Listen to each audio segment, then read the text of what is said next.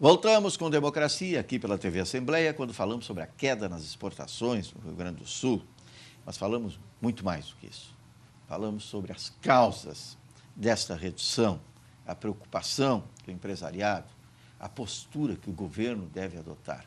Porque isto sim é uma solução que vem de cima. A mobilização vem da base, mas a solução, a decisão, vem de cima. E é importante conhecer o mercado, estreitar os limites dessa chamada aldeia global. O Dr. Enio Klein tem viagem programada em setembro para a China. Vai à mais ocidental das cidades chinesas, Xangai. Mas vai fazer exatamente o quê, doutor? É um grupo que se reúne de tempos em tempos das Nações Unidas, o Laser Panel, em que se discutem assuntos relacionados ao desenvolvimento da indústria de couro em todo o mundo. Tivemos um panel, inclusive, em Gramado, há 3 anos atrás. Então, em diversas partes do mundo, nós nos reunimos, técnicos de todo o mundo, não pessoas ligadas assim a governo, é um panel que convidam técnicos, né, para discutir essas questões. Né. Inclusive, vou apresentar um trabalho em como conseguir adicionar, agregar valor ao couro. Né. E a gente estamos preparando a matéria, vou discutir ainda com meus colegas aí de Novo Hamburgo e vender a ideia de que o curtidor precisa se transformar num joalheiro, quer dizer, realmente fazer o couro, tirar o couro do sapato, trazer o couro para o vestuário, para dar mais valor, né?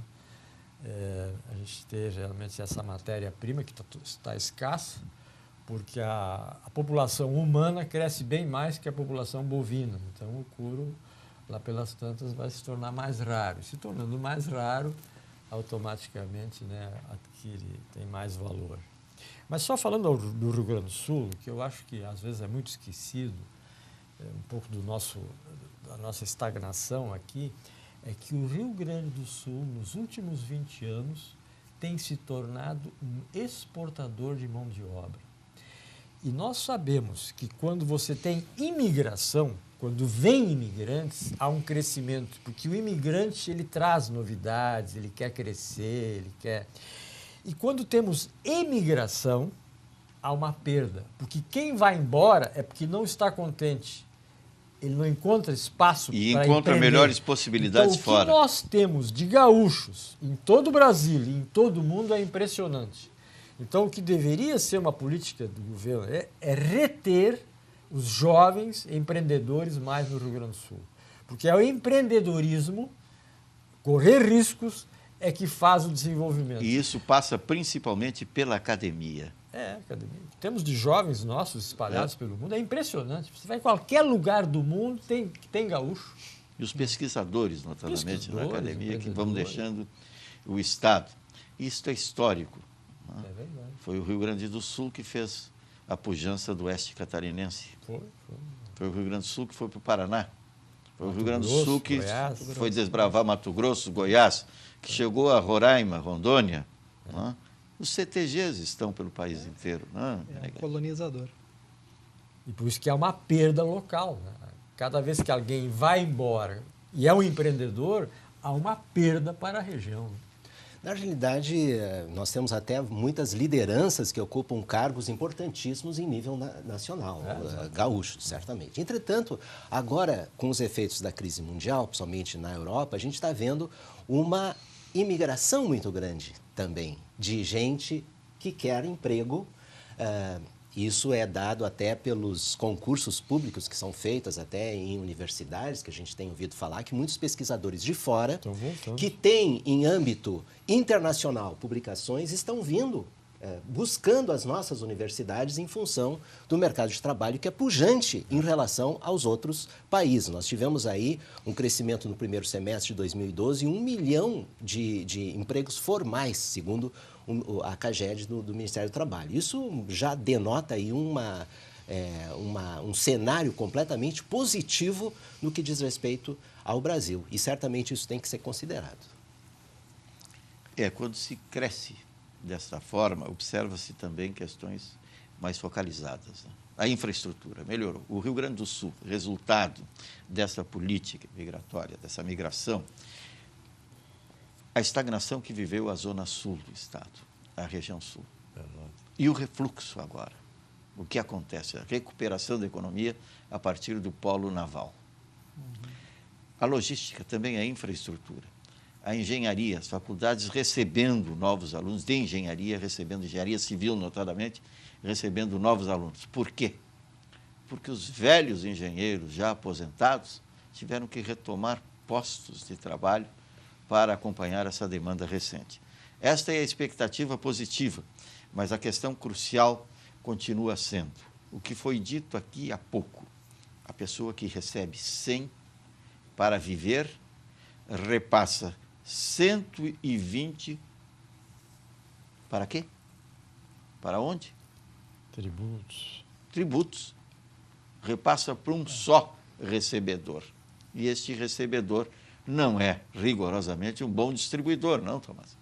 Eu vejo que o problema não é o quanto que você paga de carga tributária, e sim o quanto que retorna para você. É o que eu falo, distribuidor. Exatamente. Então, se nós pagássemos mais carga tributária, mas tivéssemos melhores escolas, saúde, infraestrutura, não creio que seria um problema para os empresários pagarem. Eu vejo hoje o contrário, eu vejo o Rio Grande do Sul, como o brasileiro, todo empresário brasileiro, quase como um herói, porque ele trabalha num ambiente completamente infértil. Hoje, fazendo uma comparação com um empresário chinês, o que Deng Xiaoping fez na abertura do mercado, nada mais foi, primeiro, abrir o mercado para receber tecnologia, porque o país não tinha nada. E eu estou falando em 79. A gente não está falando de uma China que tem 5 mil anos, eu brinco que a diferença de China e Brasil é um zero a mais. Não, essa nova China tem 30 anos. O mercado abriu em 79 e não tinha absolutamente nada. Economia baseada única e exclusivamente no setor agrícola. Zero de tecnologia. E o que aconteceu nesses 30 anos? 96, o Brasil tinha PIB igual à China. 95, 94, o Brasil tinha PIB maior que a China. Eu não estou falando da década de 70, de 60, eu estou falando 90. Depois a China perdeu, começou a ultrapassar e hoje tem 7 vezes mais que o Brasil. O PIB, o Brasil perdeu o vácuo nesse momento. Agora, o que o Deng Xiaoping fez no mercado? Deng Xiaoping fez uma coisa muito interessante. Primeiro, ele trouxe tecnologia de fora, abriu o país para as empresas estrangeiras irem para a China e fazerem parceria com empresas chinesas, estatais. Com isso, ele resolveu o problema do emprego, porque essas empresas abriram suas indústrias, geravam emprego. Treinavam os empregados chineses, absorviam tecnologia.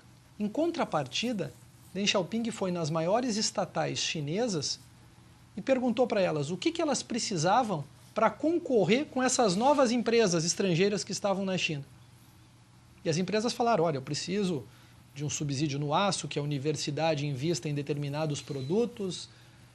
E isso virou lei, ou seja, o que aconteceu na China foi o contrário. O governo deu o que o empresário, o que a empresa precisava para crescer. Daí todos vão falar assim, não, tudo bem, o governo fez isso porque as empresas eram estatais. É verdade, eram estatais.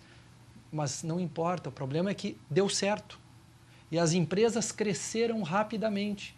Depois ele começou a diminuir o incentivo para as grandes empresas e começou a dar para as pequenas empresas. As grandes abriram diversas outras pequenas empresas. Por isso que o país cresceu tanto.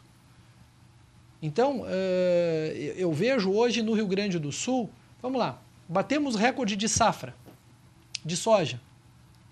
Como exportar? Por qual porto? E nós estamos lá, batendo recordes e recordes em ambiente infrutífero. O empresário gaúcho, o empresário brasileiro, um herói, pode ser considerado um herói. Mas e aí? É difícil trabalhar num ambiente infértil. Nós falamos sobre a queda, a redução nas exportações, e convém salientar que a China ainda continua sendo a principal compradora do país. A Argentina vem em segundo lugar. E houve diminuição em 2011 nas compras desses dois países. Na contraposição, os Estados Unidos, que estão em terceiro lugar, aumentaram as importações do Brasil em mais de 11%. Por que isso acontece? Bom, e aí nós nos perguntamos que nós devemos conhecer mais esses dois mercados, principalmente esses dois países, Argentina especificamente e China. Tu falasse dos Estados Unidos, certamente os Estados Unidos não é um dos maiores parceiros comerciais. Nós temos outros do Rio Grande do Sul é o terceiro. Então do Rio Grande do Sul é o terceiro. Na realidade, eu creio que quando o Dr. Tomás fala de uma euforia em relação à China, eu sou um pouco receoso em relação a isso. Certamente, no intervalo até a gente comentava que existia uma diferença de conceito em relação à China. Certamente é um inimigo que nós devemos conhecermos muito bem, porque os inimigos a gente conhece bem, a gente se aproxima justamente para que ele não cause danos à nossa economia e efetivamente vem causando danos muito grandes no que diz respeito à destruição de vários segmentos no Brasil, especificamente, só para te ter uma ideia, guarda-chuvas não existe mais, indústrias de guarda-chuva no Brasil. Eu passo para meus alunos um vídeo de Lifeng, em Xangai, uma fábrica de Lifeng.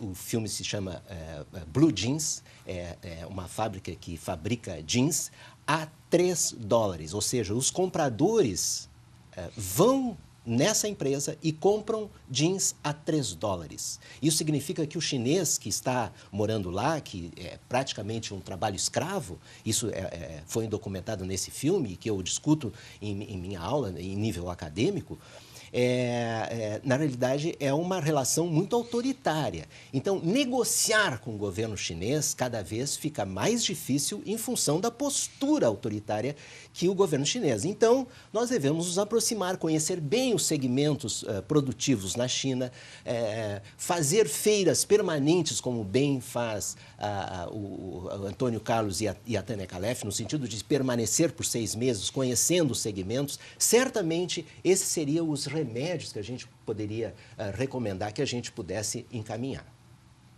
Do Klein. Eu acho que a China sempre tem que estar na nossa linha do horizonte e temos que ter contato permanente e entender mais, né? Quer dizer, tem que ter um parceiro chinês, você tem que estabelecer um relacionamento lá com um chinês, não é a questão de querer eu abrir um escritório lá e começar. Eu tenho que ter sempre um parceiro chinês, porque a cultura chinesa, como foi dito aqui, quer dizer, uma cultura de 5.000 anos, e eles têm maneiras, eles têm hábitos, né, têm procedimentos, né, na negociação, inclusive. Então, eu acho que há boas perspectivas, é um grande mercado, quer dizer, é o maior mercado do mundo, e à medida que eles também vão tendo mais renda, vão se tornando mais sofisticados, eu acho que o Rio Grande do Sul pode vender vinhos, né? Vender vinhos, né? Vender calçados, por que não? Vender o nosso way of life. E, de certa maneira, até, o chinês, que é um pouco assim, contraído muitas vezes, muito seguidor de regras, ele tem uma simpatia pelo Brasil. A gente nota, assim, que as chinesinhas, né, elas gostariam de imitar um pouco as brasileiras, esse fair play brasileiro. Eu acho que o que o Brasil tem para vender ao mundo é um Brazilian way of life, é uma forma mais descontraída, é esse nosso verão, a praia, né? Porque eu acho que muito do mundo que deve mudar é porque a revolução industrial que ocorreu no mundo, ela é uma revolução do inverno, né? No norte, na Europa. E está na hora de aparecer uma revolução do calor, do verão, um outro tipo de comportamento, de atitude face ao mundo. Eu acho que nisso o Brasil tem possibilidades, né? O Brazilian Way of Life, eu acho que é algo assim, né? de ser vendido, né? Junto com produtos brasileiros, quer dizer, a nossa musicalidade, a sensualidade da mulher brasileira. Quer dizer, eu acho que há muito, né? De que nós temos uma simpatia do mundo e eu acho que isso deveria ser bem vendido. Acho, inclusive, que o Rio Grande do Sul, Porto Alegre, sobretudo, nós já tivemos aqui o Fórum Social Mundial, agora vamos ter Jogos da Copa. Eu acho que o Rio Grande do Sul, o gaúcho, o gaúcho, os CTGs, como foi falado há pouco, nós temos essa identidade geográfica. Isso é algo que o governo do Estado, a indústria do Rio Grande do Sul, deveria explorar mais no mundo. Vender essa ideia do gaúcho, o sentimento de nobreza, a dança, esses hábitos, essa ética. Eu acho que há muita coisa, além do Brasil, o Rio Grande do Sul também poderia vender no mundo. O senhor traz uma questão que precisa ser discutida permanentemente pela variedade, pela diversidade étnica do Rio Grande do Sul. O ponto central, a pilastra, é este gauchismo. Esse gauchismo do CTG, do churrasco, dos hábitos daqui.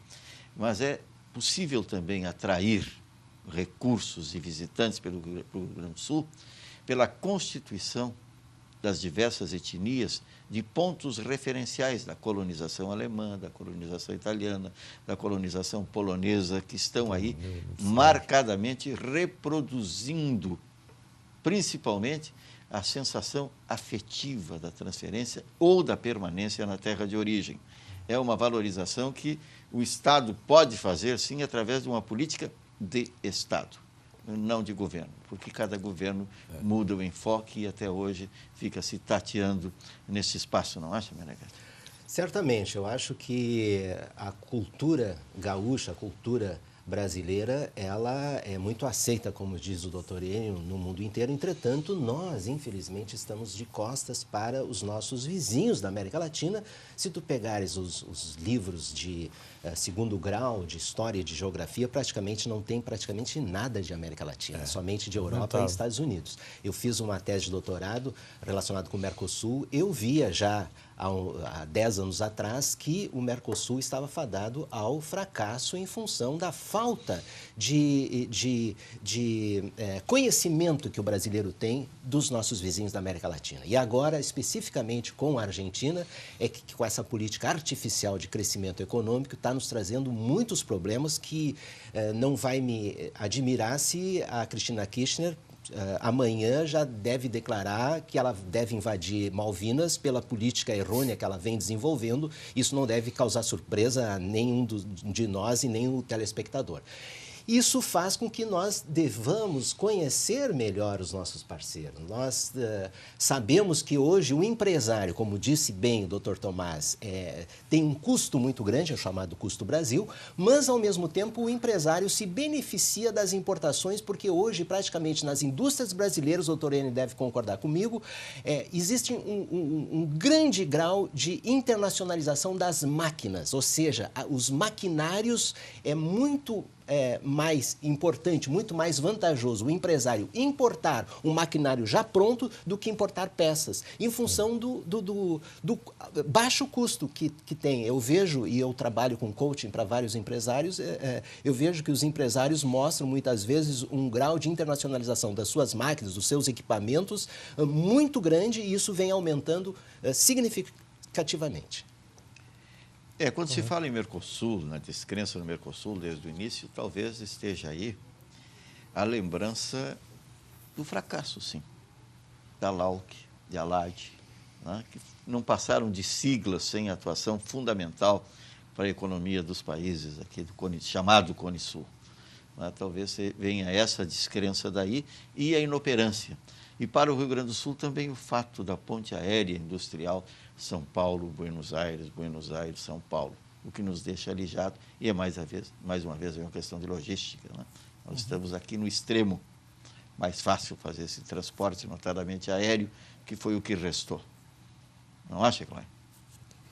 A logística, ela é um fator determinante, né? E nós, infelizmente, perdemos a época da ferrovia, né? Quer dizer, o Juscelino Kubitschek, na ânsia de produzir caminhões e automóveis, matou a ferrovia brasileira. E a ferrovia, do ponto de vista de custo, ainda é um dos menores custos, né? Tem o transporte fluvial, que também não somos fortes. Então, estamos aí, é incrível. Eu nem sei o que vai com o Brasil, o PIB brasileiro crescendo aí 4%, 5% ao ano, nós não vamos mais poder trafegar pelas nossas estradas, porque tudo está nos caminhões, né? É impressionante. É uma saturação. E o custo disso, né? O custo de manutenção das estradas, quer dizer, o custo de transporte no Brasil é algo assustador, né? Quer dizer, nós não sei o que vai acontecer. Então, essa logística, ela realmente ela tem que ser trabalhada, né? Com muita integração entre os vários órgãos públicos, privados, né? Para ver se a gente consegue sair dessa cilada aí. É a história para ser contada, mas é também para ser revista. Os anos JK merecem um estudo aprofundado. Foram os anos do alegre convívio, mas da má economia. Alguns poderão chegar a esta conclusão se observarem exatamente o que representou hoje as modificações, os 5 anos, os 50 em 5 anos. Pé de valsa. Ele cometeu o grande erro de fazer Brasília, né? Não devíamos ter feito. Brasília é um ônus muito grande para o Brasil. Brasília é um custo enorme. É o maior PIB brasileiro, está em Brasília. Era para ser uma cidade de 500 mil habitantes, estão lá com 3 milhões. Para levar os cariocas para trabalhar lá, fizeram um lago artificial, aí construíram do outro lado do lago. Hoje já tem 3 pontes sobre o lago. Brasília é um poço sem fundo e é o que todos nós temos que carregar nas costas. É impressionante. Daí a necessidade dessa revisão histórica, que certamente será feita, começa lá pelo meio acadêmico e acaba atingindo, né, toda a população, pelo menos ao conhecimento de toda a população. Lamentavelmente, nós estamos chegando ao final da Democracia de hoje, aqui pela TV Assembleia, mas temos ainda exatos 2 minutos para cada um dos nossos convidados para a mensagem de encerramento. Tomás Machado. Bom, primeiramente agradeço, Batista, pela participação nesse programa, poder passar um pouco para os nossos telespectadores do que a gente vem, do nosso conhecimento. Particularmente, falando novamente sobre China ou sobre o mercado asiático, a China é um país que normalmente quando eu começo a falar, eu digo que tudo que qualquer um pensa sobre China, todos estão certos. Todos, sem exceção. E daí vocês podem me perguntar, não, mas como assim, Tomás? Se a minha opinião é completamente divergente da tua, como que eu estou certo? Quem é que tem razão? A China é um país de 1 bilhão e 300 milhões de habitantes. Se só 10% do país se alinha com o teu pensamento, são 130 milhões. 130 milhões sem nenhum dissidente. Então, quando a gente fala de China é um país que está em mão de obra escrava, com certeza tem mão de obra escrava. China é um país que tem produtos de péssima qualidade, China é um país que tem produtos de altíssima qualidade, tem de altíssima qualidade. Entre outros, China hoje não é o país que mais cresce na Ásia. O país que mais cresce na Ásia é Vietnã.